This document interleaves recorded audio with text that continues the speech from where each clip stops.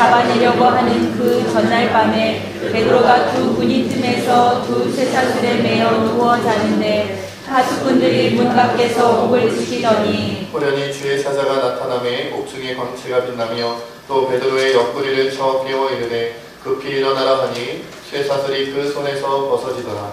천사가 이르되 띠를 띠고 신을 신으라 하거늘 베드로가 그대로 하니 천사가 또 이르되 겉옷을 입고 따라오라 한대 베드로가 나와서 따라갈새 천사가 하는 것이 생시인 줄 알지 못하고 환상을 보는가 하니라.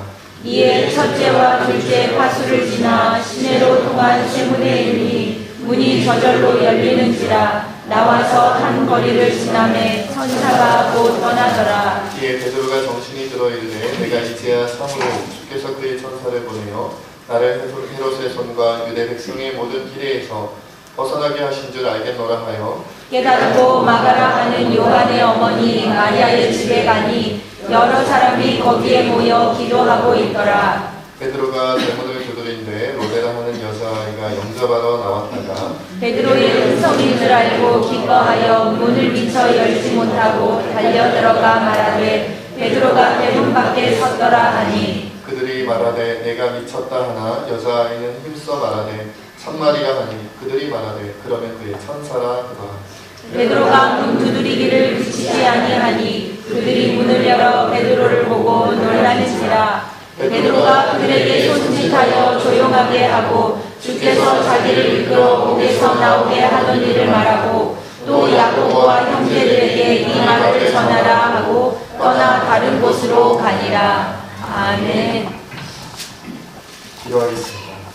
하나님, 오늘도 참으로 연약하고 부족한제가 오직 주의 은혜로 하나님 말씀을 전합니다. 이 진리의 말씀 힘있고 능력 있게 전할 수 있도록 성령의 충만히 역사하여 주옵소서. 사람의 말과 뜻과 생각이 전해지는 것이 아니라 하나님의 마음이, 하나님의 생각과 하나님의 계획이, 하나님의 뜻이 이 시간 살아서 우리에게 증거되게 하여 주시옵소서. 아멘. 모든 걸 주님께 맡겼고 감사하며 예수님의 이름으로 기도하옵나이다. 아멘. 사순절 다섯째 주일입니다. 벌써 사순절이 이제 후반기로 막 접어들고 있습니다. 다음 주일은 종료주일이고 그 다음은 또 부활절입니다. 금방이죠. 어떻게 사순절을 지나가면서 여러분들 예수 그리스도의 십자가 죽음과 고난에 많이 묵상하고 동참하고 계신가요? 네, 한 두 분 정도 하고 계신 것 같아요. 자, 오늘은 기도에 대해서, 특별히 중보기도에 대해서 함께 나누려고 합니다. 요즘 이제 제가 이렇게 올 한해 2014년도에 들어와서 제가 어떤 설교를 하는가 쭉 살펴보니까 기도에 대해서 참 많이 설교를 했던 것 같아요. 기도에 대해서 자주 여러분들과 나눴던 것 같습니다. 왜냐하면 신앙생활에 있어서 중요한 부분이 많이 있겠지만 가장 중요한 부분 중에 하나가 바로 기도이기 때문이죠. 그리고 기도에 대한 확신이 없으면 여러분 신앙생활 거의 대부분이 힘겨워집니다. 기도에 대한 확신이 없다 이러면 신앙생활을 어떻게 하게 되냐면 꾸역꾸역 마지못해 하게 되어 있어요.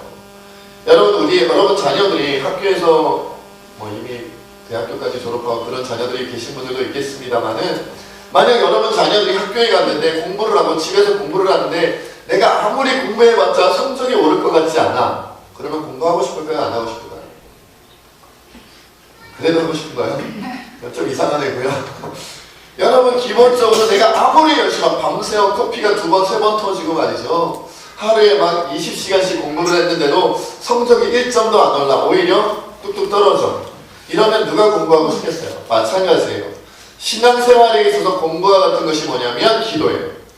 기도했는데 미래가 안 보여. 기도했는데 응답에 대한 확신이 없어. 기도했는데 기도 하나 안 하나 생활, 나의 삶에, 내 주변의 삶에 별로 차이가 없는 것 같아요. 그러면 기도하기가 싫어지고, 기도하기가 싫어지면 뭐가 돼요? 신앙생활 자체가 힘들어져요. 그래서 여러분들이 만약에 신앙생활이 난 좀 형식적인 신앙생활 하는 것 같다, 아니면 난 좀 신앙생활 하는 게 점점 무관심해진다, 기도하는데도 무관심해지고 예배드리는 것도 무관심해지고 신방은 받으나 안 받으나 똑같고 들리시죠? 신방을 받으나 안 받으나 그냥 나는 좀 그래도 남들 보는 눈이 있으니까 신방 받고, 이제는 그 눈마저도 초월해서 남들이 보든지 안 보든지 나는 이제 신방도 안 받아. 난 기도해도 안 와. 그렇죠? 난 뭐 이렇게 상관없어. 이런 사람들이 점점 늘어난다. 뭐에 대한 확신이 없으면? 기도에 대한 확신이 없으면 그렇게 된다는 거죠. 여러분, 그래서 오늘은 중보 기도에 대해서 좀 나누려고 합니다. 근데 기도에 대한 이런 글이 있어서 소개해드립니다. 타인을 위한 기도는 쉽게 응답됩니다. 그러니까 다른 사람을 위한 기도는 쉽게 응답된다는 거예요. 기도할 때 다른 사람을 섬기기 위해서 구하면 하나님은 더 부어주십니다. 5만 번이나 기도 응답을 받았다는 조지 뮬러 목사님도 자기를 위해서 구한 것이 아니라 다 불쌍한 부하들, 다른 사람을 섬기기 위해서 구한 겁니다. 그런 사례는 한두 가지가 아닙니다. 사실 우리가 하는 기도 중에 나를 위해서가 아니라 다른 사람을 위해서 구하는 기도는 응답되는 비율이 높고 응답도 빨리 되고 더군다나 풍성하게 부어주신다는 것, 그것은 모두가 체험을 통해서 인정하는 진리입니다. 여러분도 다 체험하셨죠? 체험하셨어요? 네, 3분 체험하셨군요. 여러분, 다른 사람을 위해서 기도하면 응답이 빨리 된다는 그런 체험이 있는가 없는가가 신앙생활을 굉장히 다르게 만듭니다. 나를 위해서는 많이 기도해보셨잖아요. 그렇죠? 우리 가족들 위해서 많이 기도하셨죠. 우리 자녀들 위해서 많이 기도하셨죠. 그런데 다른 사람, 다른 가족, 다른 자녀들, 심지어 다른 나라, 다른 민족 위해서 기도해 보셨나요? 그 기도에 대하여 해보지도 않고 그것에 대한 체험도 없다면 우리 신앙생활은 그렇게 힘있게 되지가 못한다는 거예요. 여러분, 중보기도는요, 우리가 알고 있는 여러 기도의 형태가 있잖아요. 중보기도도 있고, 뭐 우리가 여러분 아는 기도의 형태가 어떤 게 있나요? 뭐 침묵으로 기도하는 것도 있고 말이죠. 통성으로 기도하는 것도 있고 여러 가지가 있겠죠. 뭐 금식기도도 있겠고 많이 있잖아요. 그런데 그 모든 기도의 형태들 중에서 가장 강력한 힘이 있는 기도가 뭔지 아십니까? 뭘까요? 당연히 중보기도. 중보기도가 가장 셉니다. 힘이 가장 강하다는 거예요. 가장 강력하고 가장 놀라운 힘을 가지고 있습니다. 중보기도는요, 한 사람을 살리기도 하고요, 중보기도는 한 가정을 살리기도 하고요, 심지어 한 교회를 살리는 힘을 가지고 있습니다. 이뿐만이 아닙니다. 중보기도는 한 나라와 한 민족을 살리기도 하고 때로는 세계의 역사를 바꾸기도 합니다. 이게 중보기도의 힘이에요. 중보기도는 약한 것, 그냥 시시한 것을 위해서 하는 기도가 아니기 때문에 그렇습니다. 여러분, 1960년에 케냐에서 기독교 선교사님들에 대해서 폭동이 일어난 적이 있다고 합니다. 그때 마오마오하는 지역에서 선교사님들이 여러 분이 살해가 되셨어요. 그리고 그냥 살해되었을 뿐만 아니라 이 폭도들이 그 시체를 다 토막내어 버렸다고 합니다. 토막내서 살해를 해버린 거예요, 선교사님들을. 그러니까 이 소식을 들은 하게스라는 선교사님 부부가 본국으로 급히 피신하기 위하여 이 나이로비 공항으로 가고 있었어요. 근데 밤길에 자동차를 운전하고 있었는데 그만 폭동이 일어났던 마오마오 지역 그 길 한복판에서 밤길에 차가 고장나고 말았어요. 어떻게 고칠 수가 없습니다. 뭐 우리나라처럼 밤길에 이렇게 환하게 전등이 있는 것도 아니고 깜깜해서 도저히 수리를 할 수가 없었어요. 어찌할까 고민을 하다가 이 선교사님 부부가 그곳에서 밤을 지새우며 하나님께 맡기기로 했습니다. 열심히 기도를 하고 그리고 하나님께 맡겼어요. 할 수 없다. 폭도가 오면 죽임당할 수밖에 없다는 이런 마음, 하지만 하나님 지켜주셨으면 하는 마음으로 기도하고 밤을 지냈습니다. 그런데 다행히 다음날 아침까지 아무런 일이 일어나지 않아서 차를 수리를 하고 그리고 나이로비 공항에 와서 그리고 다음날 다시 본국으로 이렇게 피신해 올 수가 있었습니다. 그런데 이 하게스 선교사님 부부가 이 케냐를 떠나기 전날 나이로비 공항에서 비행기를 타기 직전에 한 원주민, 그 케냐 지역 원주민 교회를 심하는 어떤 목사님으로부터 이상한 이야기를 들었다고 합니다. 어떤 얘기냐면 그날 밤 하게스 선교사님의 차를 폭도 3사람이 찾아냈다는 거예요. 그래서 폭도 3사람이 그 하게스 선교사님을 폭행하기 위해서, 죽이기 위해서 3명이 다가섰는데 거기에 보니까 16명의 군인들이 그 차를 에워싸고 지키고 있다는 것을 봤다는 거예요. 그래서 그만 이 16명의 군인을 보고는 기겁을 해가지고 도망갔다는 거죠. 하게스 선교사님 부부는 이 말이 이해가 안 됐어요. 왜냐하면 무슨 16명, 거기는 내 아내와 나밖에 없었는데 2명밖에 없었는데 무슨 말이냐, 무슨 말인지 이해를 못하고 그냥 본국으로 돌아온 거죠. 그런데 미국 본국에 돌아와서 클레이 브란트라는 친구를 통해서 또 한 번 놀라운 이야기를 듣게 됩니다. 그 케냐에 폭도가 일어나고 그래서 수많은 선교사님들이 살해당했다라는 소식을 듣고 클레이 브란트라는 사람이 자신의 친구들, 자신의 성도들을 함께 모아서 그날 밤 함께 이 선교사님 부부를 위하여 기도했다는 거예요. 근데 그때 모인 성도님의 수가 몇 명이겠어요? 16명의 군인은 16명의 중보 기도자였다는 거예요. 그래서 무수하게 이 하긴스 선교사님 부부가 구출되었다는 것이죠. 여러분, 이게 중보 기도의 힘이다라는 것입니다. 여러분, 오늘 본문 말씀에 보면요, 헤로드 왕이 초대교회를 박해하는 장면이 앞부분에 배경으로 설명되어져 있습니다. 그래서 첫 번째 사도들 중에 첫 번째 순교자인 누가 생겼냐면 야고보 사도, 여러분이 잘 아는 야고보 사도가 칼에 죽임을 당했어요. 칼에 의해서 순교를 당했습니다. 그리고 나서 이 헤롯 왕이 야고보 사도를 죽였더니 기독교인은 미워하던 유대인들이 굉장히 좋아하는 거예요. 그래서 야고보를 죽여도 이 정도로 좋아하면 사도들 가운데 가장 으뜸이라고 하는 누구? 베드로를 잡아 죽이면 아주 그냥 내 인기가, 헤롯 왕의 인기가 유대인들 사이에 높아지겠구나, 사람들이 날 좋아하겠구나라고 생각해서 누구도 잡았어요? 베드로도 얼른 잡았어요.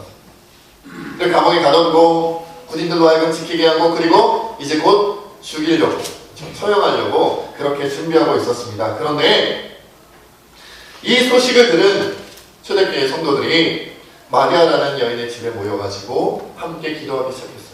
야고보 사도도 순교당했는데 이제 우리 교회의 지도자인 베드로까지 순교당한다면 이 초대교회가 너무나도 힘들어질 것이라고 생각해서 간절하게 하나님께 베드로를 위하여 기도하기 시작했어요.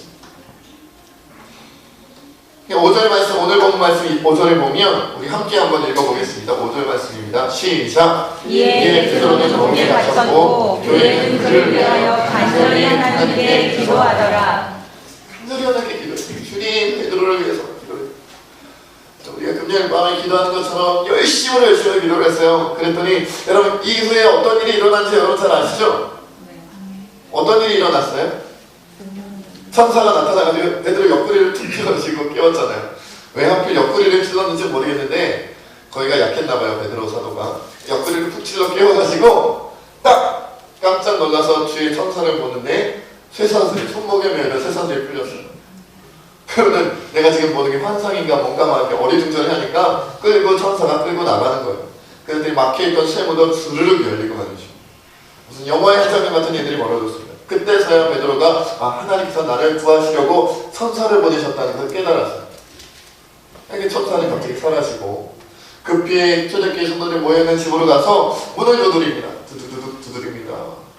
그리고 그 얘기가 13절로부터 15절에 나와 있습니다. 우리 13절부터 15절도 함께 읽겠습니다. 시작! 베드로가 대문을 두드린데 로데라 하는 여자아이가 영접하러 나왔다가 베드로의 음성인 줄 알고 기뻐하여 문을 미처 열지 못하고 달려들어가 말하되 베드로가 대문 밖에 섰더라 하니 그들이 말하되 내가 미쳤다 하나 여자아이는 힘써 말하되 참말이라 하니 그들이 말하되 그러면 그의 천사라 하더라. 저 베드로 대문을 막 두드리니까 이 로데라는 여자아이가 나와가지고 보니까 베드로의 음성이에요.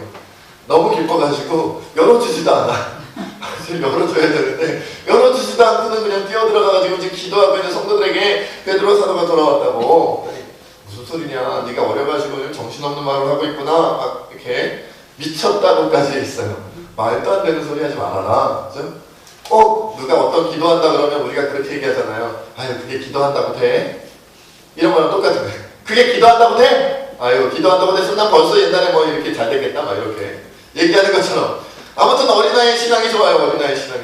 그리고 나서 그래도 계속 얘기를 하니까, 로데라는 아이가 계속 얘기하니까 야, 그러면 그게 천사겠지. 너 베드로 사도가 돌아올 수가 없어. 생각해봐라. 논리적으로 좀 이성적으로 생각해봐라. 지금 이러고 있는 거예요.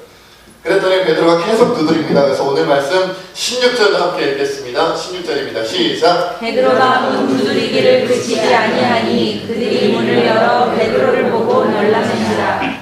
하도 안 열어주니까 기껏 감옥에서 지금 힘들게 있다가 지금 풀려서 나왔는데 문을 안 열어주잖아요. 더 꽝꽝 그래서야 진짜 밖에 누가 있구나 알게 되고 또 문을 열었더니 진짜로 베드로 사도가 살아서 돌아왔어요. 여러분 이 성도들이 너무 웃기잖아요. 안 웃긴가요? 베드로를 살려달라고 중보기도 해놓고 살아서 오니까 안 믿어요. 살아서 왔다고 고백하는 로데라는 여자애한테 너가 미쳤다 그러고 말이죠. 그럴 리가 없다. 정말로 누군가가 나타났다면 천사일 것이다. 이런 정도로 막 그냥 끝까지 안 믿어. 여러분 중보기도가 응답됐는데도 못 믿는 거예요. 여러분 그런데 이 사실은 이렇게 볼 수 있어요. 그 성도들의 믿음이 좀 약했다. 물론 그렇게 볼 수도 있겠죠. 하지만 여기서 우리가 발견해야 되는 건 뭐냐면 중보기도가 이 정도의 힘이 있다. 여러분 우리가 관점을요 왜 그분들이 그렇게 믿음이 없었을까 이렇게 생각해야 되는 게 아니라 그것보다는 어떻게 생각해야 돼요? 우리가 믿기 어려울 정도의 힘이 어디 있다는 거예요? 중보기도에 있다. 왜 그렇게 믿음을 못 가져? 이게 아니라 중보기도가 우리가 믿기 어려울 정도의 힘과 능력을 우리에게 허락된다는 거예요. 우리가 그런 중보기도의 힘을 맛볼 수가 있다는 거예요. 여러분 우리는 지금까지 기도 생활이 재미없었잖아요. 재미있으셨어요? 재미있으셨어요 여러분? 이거는 딱 한 번다. 기도 재미없잖아요. 하루에 10분 기도하기 어려우시죠? 5분도 기도하기 어려우시죠? 매일마다. 식사기도 빼고요. 식사기도 빼고. 왜요? 재미가 없어요. 왜 재미가 없어요? 확신이 없으니까요. 여러분 기도가 안 되면요 신앙생활은요 억지로 하는 거예요. 억지로. 여러분 자녀들은요 1시간 동안 공부하라고 쫙 앉혀보세요. 1시간 동안 집중해서 공부하나요? 그런 아이들은 10명에 1명이 될까 말까요? 그럼 어떻게 해요? 억지로 해요. 아빠 엄마는 맨날 나만 보면 공부하라 그러니까 해야 되는 것임에도 불구하고 억지로 해요. 억지로. 왜요? 맛을 못 들였기 때문에. 재미가 없는 거예요. 내가 한다는 것에 대해서 그다지 확신이 없는 거예요. 이런다고 해서 내가 갑자기 1등이 되겠어. 내가 갑자기 뭐가 얻어지겠어. 별로 얻어질 것도 없고 그냥 힘들기만 하고 지겹기만 하고 괴롭기만 하고 하니까 열심히 안 생기는 거예요. 그냥 자꾸만 쳐다보니까 억지로 앉아는 있지만 이게 내가 하고 싶어서 하는 것도 아닌데. 기도가 그래요. 기도가. 여러분 기독교인 하나님의 백성이 가지고 있는 가장 놀라운 힘의 그 능력의 원천이 어디서부터 오냐면 기도에서 나온단 말이에요. 그런데 그 가장 귀한 기도가 하기 싫어졌어요. 왜요? 응답에 대한 확신. 기도의 힘에 대한 확신이 없는 거예요. 기도가 재미없어지면 여러분들 여기 앉아있어도 제가 확신한 건데 예배가 아닐 가능성이 커요. 기도도 못 믿는데 무슨 예배를 드려요. 그저 살아계신 하나님을 믿기만 해도 다행이에요. 억지로라도 그냥 턱걸이 하듯이 천국에 가기만 해도 다행이에요. 생명체가 아주 흐릿하게 여러분 이름이 안 쓸 수는 없고 그래도 쓰자니 너무 믿음이 부족하고 그래가지고 그냥 흐릿하게 써서 그냥 겨우겨우 천사들이 예수님 이 사람 이름이 뭐예요? 억지로 이 사람인가봐. 억지로 겨우 건져 올린 것 같은 물속에 빠져 거의 죽게 된 사람을 겨우 건져 올린 것 같은 그런 구원, 그런 천국 백성밖에 될 수가 없다는 거예요. 생각해보세요. 기도도 못 믿는데, 기도에 대한 확신이 없는데, 기도에 대한 내가 힘있게 하지 못하는데 무슨 신앙생활, 무슨 예배, 무슨 찬양, 무슨 말씀. 그러니 전도가 될 리가 없죠. 그러니 전도를 안 하지요. 선교는 아주 먼 얘기, 나와는 상관없는 얘기. 여러분 우리가 기도의 힘을 회복해야 돼요. 그런데 그 기도의 회복 가운데 가장 시급하고 중요한 게 뭐냐면, 가장 강력한 게 뭐냐면 중보기도예요. 중보기도. 여러분 수많은 성경의 많은 내용들이 뭐라고 얘기하냐면 중보기도가 힘이 있다, 중보기도가 강력하다, 중보기도가 가장 우리에게 어떤 능력을 갖다 줘요? 하나님이 주실 수 있는 가장 큰 힘, 가장 큰 능력을 우리에게 준다고 이야기하고 있단 말이에요. 여러분 성경에 보면 심지어 중보기도는 한 민족을 살리는 것을 구체적으로 보여주기도 합니다. 출애굽기 32장에 보면 모세가 십계명 받으러 시내산에 올라가 있는 40일 동안에 모세가 안 나타나니까 백성들이 아론을 부추겨가지고 뭘 만들어요? 금송아지 만들어요. 금송아지 우상을 만들어요. 그리고는 금송아지 보고 여호와 하나님이라고 막 그렇게 불렀단 말이에요. 하나님이 화가 나셨어요. 너무 화가 나가지고 모세에게 뭐라고 말씀하시냐면, 모세 안 되겠다. 내가 이 이스라엘 백성 구원하려고 출애굽시켰는데 금송아지 만들고, 그리고는 그 가증스러운 금송아지 보고 나른다. 나 여호와 하나님이 금송아지란다. 나 너무 열받았다. 쓸어버리겠다. 민족을 없애버리겠다는 거예요. 한 민족을 없애버리겠다. 장정만 60만 명이니까 아이와 어른과 노인까지 한다면 적어도 200만 명, 300만 명쯤 되는 사람들을 다 쓸어버리겠다는 거예요. 모세 너만 살려줄게. 그리고 모세야, 너에게서 난 후손들을 통해서 새로운 민족을 만들겠다. 새로운 하나님 민족 만들겠다라고 하나님 말씀하셨어요. 그때 모세가 기도합니다. 무슨 기도요? 중보기도. 32장 11절로 14절 말씀 제가 읽겠습니다. 모세가 그의 하나님 여호와께 구하여 이르되, 여호와여, 어찌하여 그 큰 권능과 강한 손으로 애굽 땅에서 인도해 내신 주의 백성에게 진노하시나이까? 그리고 진노하지 말라는 기도를 피하셨다. 이 모든 열렬한 기도, 간절한 하나님을 향한 간절한 중보기도에 마지막 14절에 하나님께서 이렇게 말씀하십니다. 이렇게 하셨습니다. 여호와께서 뜻을 돌이키사 말씀하신 화를 그 백성에게 내리지 아니하신다. 하나님이 계획하신 이 민족 쓸어버리겠다. 200만 명, 300만 명 없애버리겠다. 그들의 죄가 도저히 용서할 수 없는 지경에 이르렀다는 것. 그런데 몇 명이 기도했어요? 200만 명 살리기 위해서 한 20만 명이 기도했나요? 200만 명 살리기 위해서 뭐 2만 명 정도는 기도했나요? 200만 명을 살리기 위해서 뭐 한 2,000명 정도는 기도했나요? 아니요. 한 민족 200만 명, 300만 명을 살리기 위해서 한 사람 모세가 중보기도했어요. 그런데 민족을 살립니다. 여러분, 이게 중보기도.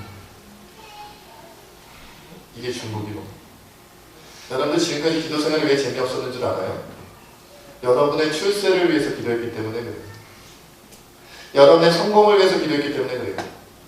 우리가 인간의 욕심을 가지고 기도했기 때문에 그래요. 항상 나 중심이었어요. 항상 나 중심. 조금 더 하면 내 남편, 내 아내, 내 부모님, 내 자녀, 하나님도 기뻐하실 수가 없어요. 원수를 사랑한다고요? 기도부터 하세요. 그를 위해 먼저 기도하세요. 내게 무서운 욕설을 퍼부은 그 사람을 위해서 사랑하기 전에 먼저 기도하세요. 나에게 행동으로, 여러가지 행동으로 나를 상처주고 아프게 했던 많은 사람들 있잖아요. 정말 생각만 해도 치가 떨리는 그 사람들 위해서 사랑하기 전에 먼저 기도하세요. 그들이 하나님의 은혜를 누리게 하기 위해서 기도하세요. 그들이 하나님의 복받기 위해서 기도하세요. 하나님, 저들이 하나님의 놀라운 은혜와 축복을 누리기를 원합니다. 그것을 원합니다. 여러분이 하나님께 기도할 때 아버지, 다른 사람을 위해서, 다른 민족을 위해서, 다른 교회를 위해서, 다른 사람들을 위해서 기도할 때 하나님 더 빠르게, 더 강력하게 은혜 내려주신다는 거예요. 덩달아 그렇게 기도하는 자를 하나님이 사랑하시고, 그렇게 기도하는 자를 하나님이 높이시고, 그렇게 기도하는 자의 기도에 하나님이 당장에 응답해 주신다는 거예요. 여러분, 이 믿음이 우리에게 있어야 되는 거예요. 여러분의 기도가 우리 교회를 살릴 수가 있고, 여러분의 기도가 우리 나라를 살릴 수 있고, 여러분의 기도가 세계를 변화시킬 수 있어요. 여러분, 우리 아동과 아이들이 밤에 10시가 이제 10분 동안 거장기도를 한번 합니다. 영적 거장기도. 이 캠프 갔다 온 이후부터 매일 10분씩 기도를 해요. 우리 하나님도 매일 10분씩 기도를 합니다. 그런데 곰곰이 들어가서 기도 제목 들어보니까요, 처음에는 자기 우리 아빠, 우리 엄마, 우리 가족 맨날 그거예요. 그거만 하다가 제가 유심히 가끔 하느님과 얘기도 하고요, 그리고 또 여러 가지 대화도 하고, 그리고 또 기도 제목도 이렇게 들어보기다 보니까 요즘에는 좀 바뀌었어요. 다른 가정을 위해서 기도하기 시작하고요, 다른 사람들을 위해서 기도하기 시작하고요, 심지어는 전도를 위해서 기도하고요. 하나님, 아무개 영혼이 구원되기를 위해서 기도하고요, 다른 지역 사람들을 위해서 기도하기 시작하는 걸 듣고 제가 얼마나 기분이 좋았는지 너무 기뻤어요. 만약 끝까지 깨닫지 못하고 자기만을 위해서, 우리 가족만을 위해서 기도했다면 제가 한마디 했겠죠. 얘야, 그건 기도가 아니야. 그건 욕심이지. 라고 했을 텐데, 하다 보니 아들 자랑이 됐습니다. 아니요. 하나님이 어린아이의 순수한 신앙을 받으셨다는 생각이 들더라고요.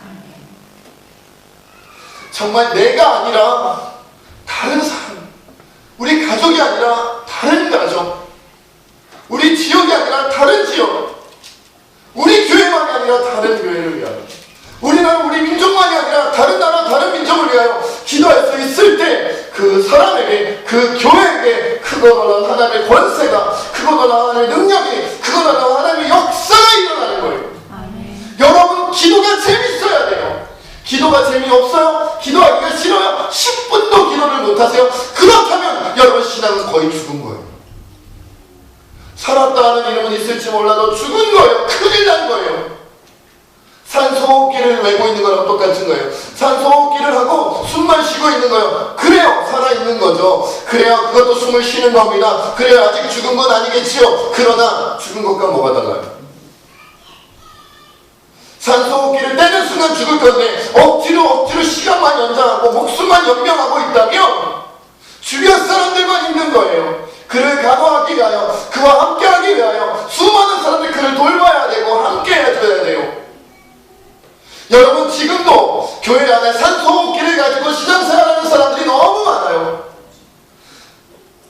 여러분, 우리 안에 산소호흡기를 떼고 다른 사람들을 도우며 하나님 나라의 역사를 일으키며 그렇게 살아가는 성도가 많을까요? 아니면 저마다 산소호흡기를 가지고 나 좀 살려주세요, 나 좀 살려주세요, 나 좀 도와주세요, 이렇게 안타깝게 신앙생활하는 성도님이 많을 것 같으세요? 어느 쪽이 많을까요? 아니, 여러분은 어느 쪽이세요? 산소호흡기를 하고 있습니까? 아니면 떼버리셨습니까? 날마다 도와달래요. 나를 위해 이거 기도해주세요. 나를 위해 저거 기도해주세요. 나를 위해 이걸 도와주세요. 나를 위해 저걸 도와주세요. 다 젖먹이 어린아이 같은 그런 신앙이에요. 언제 자라나실 거예요? 언제 키워주실 거예요? 언제 세워주실 거예요? 그러나 주님이 오시면 도대체 무엇을 하나님 앞에 보여드릴 수 있겠어요? 시간이 없습니다. 저는 한 가지 분명한 믿음이 있습니다. 이렇게 설교해도 분명 다음에 어떤 분들을 만나면요 또 자기 기도만 잔뜩 내놔요. 이거 도와주게 해달라고, 이거 해달라고, 하나님 요것 좀 풀리게 해달라고, 저것 좀 풀리게 해달라고, 요것 좀. 가끔은 물론 저도 그럴 때가 있겠습니다만 그렇게 열띠게 설교를 해놓고 그 다음에 누군가를 만났는데 그렇게 말씀을 하시면 맥이 빠질 때가 있어요. 많이 얘기한 것 같은데, 많이 섭한 것 같은데, 그래도 아직 자기밖에 못 보시는구나, 아직 자기 가족밖에 모르시는구나, 여전하시구나, 죽기 전에는 깨달으셔야 할 텐데, 적어도 한 번쯤은 다른 인생을 살아보셔야 할 텐데, 이런 생각이 들어요. 여러분, 시간이 많지 않습니다. 사랑하는 새집교 성도 여러분, 여러분들 하루에 몇 시간이나 기도하십니까? 그리고 기도 가운데 중보기도의 시간은 얼마나 되십니까?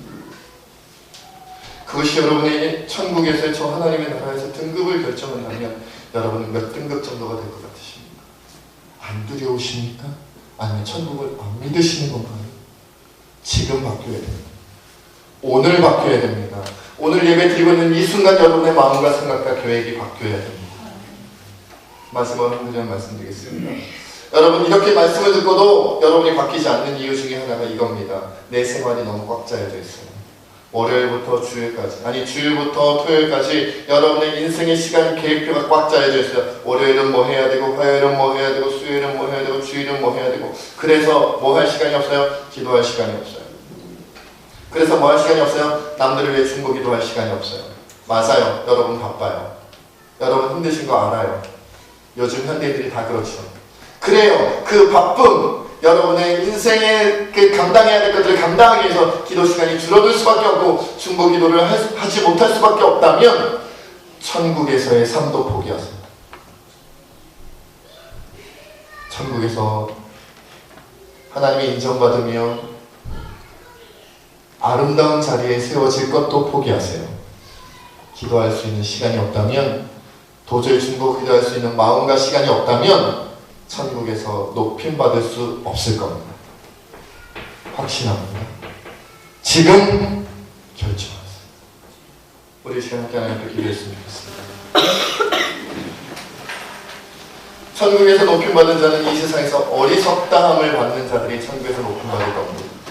저 사람은 자기는 안 챙겨, 저 사람은 자기 가족은 안 챙겨, 저 사람은 자기에 대해서는 챙기는 게 없어. 언제나 손해를 보고, 언제나 희생하고, 언제나 포기하고, 자기를 버리고, 자기 십자가를 지고 예수님만 쫓아가. 다른 사람만 생각해. 자기 목숨보다 남의 목숨을 더 귀하게 여겨. 그렇게 바보 같은 사람, 정말 아무것도 자기를 챙기지 않고 왜 그렇게 남만 챙기고 왜 그렇게 다른 사람만 챙기는지 도저히 이해할 수 없는 그 사람, 그 이해할 수 없는 사람이 천국에서 가장 높은 자가 될 겁니다.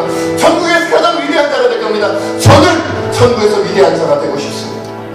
저는 천국에서 높은 자가 되고 싶습니다. 그러기 위해 이 땅에서 나의 권리를 내려놓고 나의 모든 인권을 내려놓고 가장 낮은 자리에, 가장 섬기는 자리에 남의 말을 시켜주고 심지어 남을 위하여 죽어주는 자리에 가기를 원합니다. 여러분, 그 길로 함께 가시지 않겠습니까? 그 길로 함께 가시지 않겠습니까? 우리 시간 함께 하나님 앞에 그렇게 기도하며 나아가기를 원합니다. 함께 기도하겠습니다. 아버지